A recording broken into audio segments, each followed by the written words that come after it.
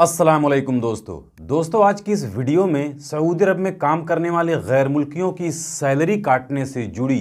एक बहुत ही ज़रूरी और बड़ी अपडेट आप लोगों के साथ में शेयर करने वाला हूं। और ये ऐसी अपडेट है, ऐसी जानकारी है जिसे सऊदी अरब के अंदर काम करने वाले हर एक गैर मुल्की को जानना बहुत ही ज़रूरी है, क्योंकि ये अपडेट उनकी सैलरी से जुड़ी हुई है। साथ में सऊदी अरब से अपने देश, अपने मुल्क जाते वक्त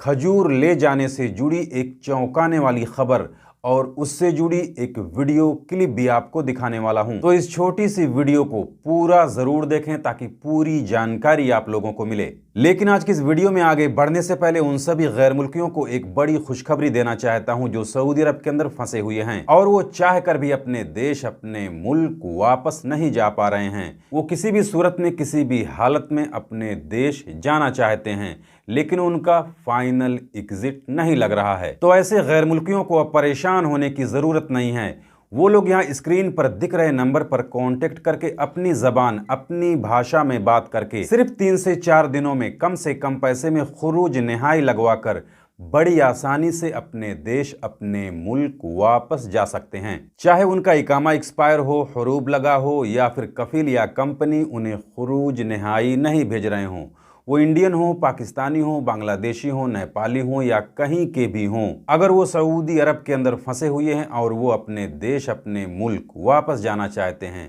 तो वो लोग अभी के अभी यहाँ स्क्रीन पर दिख रहे नंबर पर फौरन बात कर सकते हैं और जल्द से जल्द खुरूज नहाई लगवाकर बड़ी आसानी से अपने देश, अपने मुल्क वापस जा सकते हैं। तो आज की इस वीडियो में सबसे पहले बात कर लेते हैं सऊदी अरब के अंदर काम करने वाले गैर मुल्कियों की सैलरी काटने को लेकर आई एक बहुत ही ज़रूरी और बड़ी अपडेट के बारे में। तो देखिए, अभी तक सऊदी अरब के अंदर क्या होता था कि जब भी किसी गैर मुल्की वर्कर से उसके कफील या कंपनी का कोई नुकसान हो जाता था तो कफील या कंपनी या वर्कर की सैलरी से पैसे काट लेते थे। कभी उन्हें बताते थे और कभी वर्कर को उस वक्त मालूम पड़ता था जब वर्कर की सैलरी दी जाती थी और उस वक्त वर्कर कुछ नहीं कर पाता था। लेकिन अब ऐसा नहीं होगा, क्योंकि नए कानून के मुताबिक अगर किसी वर्कर से, किसी कफील या कंपनी का कोई नुकसान हो जाता है तो कफील या कंपनी या वर्कर की सैलरी से डायरेक्ट कोई पैसा, कोई अमाउंट नहीं काट सकते, बल्कि सबसे पहले वर्कर को एक लेटर देना होगा जिसमें वर्कर के जरिए किए गए नुकसान के बारे में लिखा होना चाहिए कि वर्कर ने ये गलती की है,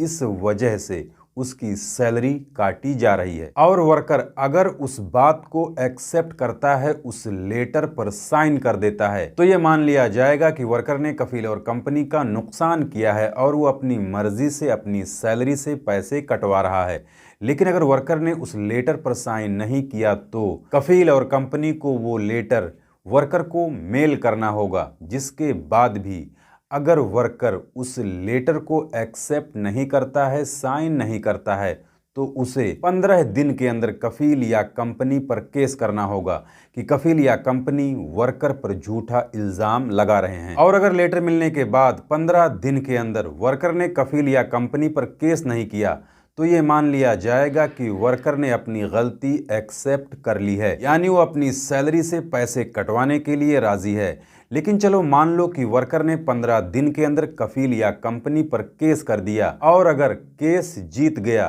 तो कोई बात नहीं, लेकिन अगर गलती से भी केस हार गया, यानी कोर्ट का फैसला वर्कर के खिलाफ आ गया, तो भी वर्कर को 30 दिन का वक्त मिलेगा कि वो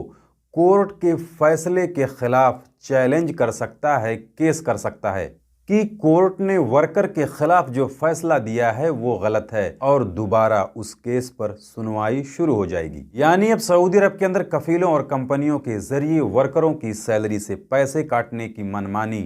खत्म कर दी गई है। इसके अलावा सऊदी अरब से इंडिया जाते वक्त एक इंडियन आदमी को खजूर के अंदर सोना यानी गोल्ड छुपा कर ले जाते हुए पकड़ा गया है। आप लोग इस वीडियो में देख सकते हैं कि उसने खजूर की गुठली निकालकर उसकी जगह सोना छुपा कर ले जाने की कोशिश कर रहा था, लेकिन वो एयरपोर्ट पर पकड़ा गया।